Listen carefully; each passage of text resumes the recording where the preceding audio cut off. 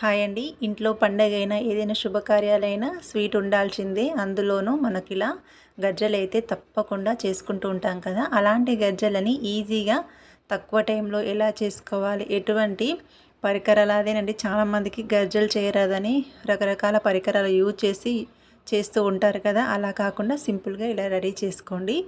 మన గజ్జలకు ఒక కప్పు మైదా పిండి, ఒక కప్పు గోధుమ పిండి తీసుకోండి. మైదా పిండి వేసుకుంటే కొంచెం పైన చేసిన తర్వాత కూడా క్రిస్పీగా ఉంటాయండి. గోధుమ పిండి అయితే మొత్తం మెత్తబడిపోతాయి. మీకు గోధుమ పిండి వేసుకోవాలనుకుంటే గోధుమ పిండి వేసుకోండి. మైదా పిండి వద్దనుకుంటే ఒక కప్పు మైదా పిండి, ఒక కప్పు గోధుమ పిండిలోకి కొంచెం సాల్ట్ యాడ్ చేసి మనం రెగ్యులర్గా కలుపుకునే చపాతీ పిండిలా ఇలా మెత్తగా కలుపుకొని పక్కన పెట్టుకోవాలండి.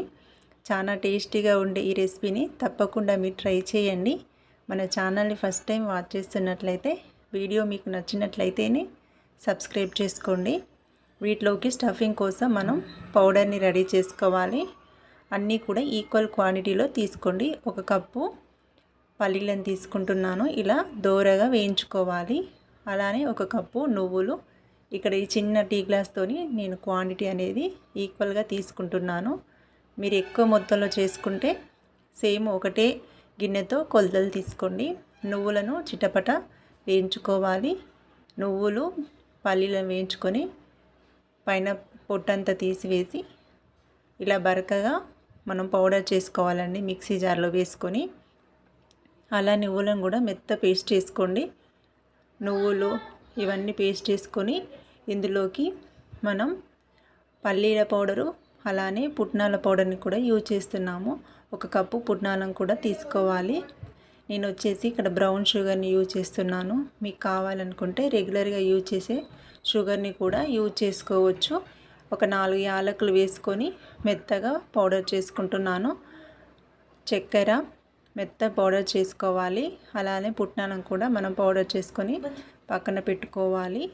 ఒక కప్పు పల్లీల పౌడరు, ఒక కప్పు నువ్వుల పౌడరు, ఒక కప్పు పుట్నాల పౌడరు, ఒక కప్పు కొబ్బరి అండి. ఇలా కొబ్బరిని సన్నగా తురుముకొని కలర్ అనేది వైట్గా ఉంటే బాగుంటుందండి. మన ఇంట్లో కొబ్బరి చెక్కలు ఉంటే పైన ఉండే నల్ల పెంచు అంతా తీసివేసి ఇలా పౌడర్ చేసుకోండి.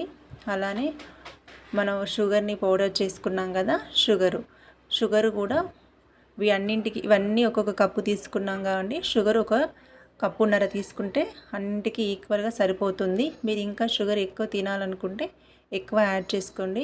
అన్నింటినీ బాగా మిక్స్ చేసుకోవాలి. ముందుగా కలిపెట్టుకున్న పిండిని మనం ఇలా చపాతీ చేసుకోవాలి. చపాతీ అనేది మరీ పల్చగా ఉండకూడదు, అలా అని మందంగా ఉండకూడదండి. మనం చపాతీ రెడీ చేసుకునేటప్పుడు సైడ్లు కొంచెం మందంగా ఉంచుకొని మిడిల్లో పల్చగా చేసుకోండి. మనం ఫోల్డింగ్ చేసినప్పుడు సైడ్లు మందంగా ఉండడం వల్ల ప్రెస్ చేసుకుంటే పల్చగా అయిపోయి మనకు ఇలా ఫోల్డ్ చేయడం వల్ల గర్జె అనేది రెండు మంచిగా అతుక్కుంటాయండి. మనం రెడీ చేసుకున్న పౌడర్ని గజ్జల చపాతీలో పోసుకొని ఇలా సైడ్లు మొత్తం గట్టిగా ప్రెస్ చేయండి. ఒకవేళ మీకు అతుకున్నట్టు అనిపిస్తే కొంచెం చపాతీ కింద తడి పెట్టుకుంటూ ప్రెస్ చేసుకుంటూ చేయండి.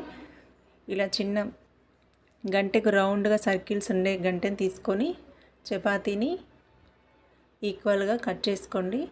అన్నీ కూడా ఇదనే ప్రిపేర్ చేసుకోండి. చాలా ఈజీ అండి. మనం గజ్జలకి ఒత్తే గిన్నెలు అలాంటివన్నీ ఉంటాయి, అలా ఏం కాకుండా ఇలా సింపుల్గా చేతితోనే మనం రెడీ చేసుకోవచ్చు. 1-2 ప్రిపేర్ చేయగానే మీకు ఈజీగా తెలిసిపోతుందండి ఎలా కట్ చేసుకోవాలన్నది. నేను చూపించే విధంగా గట్టిగా 2 ఫింగర్స్తో ప్రెస్ చేసుకుంటూ రెడీ చేసుకోండి. సైడ్లకి ఏమి ఊడవు. చపాతీ మిడిల్లో పల్చగా సైడ్లోకి వచ్చేసి మందంగా చేసుకుంటే పర్ఫెక్ట్గా మనకు రెడీ అవుతుంది.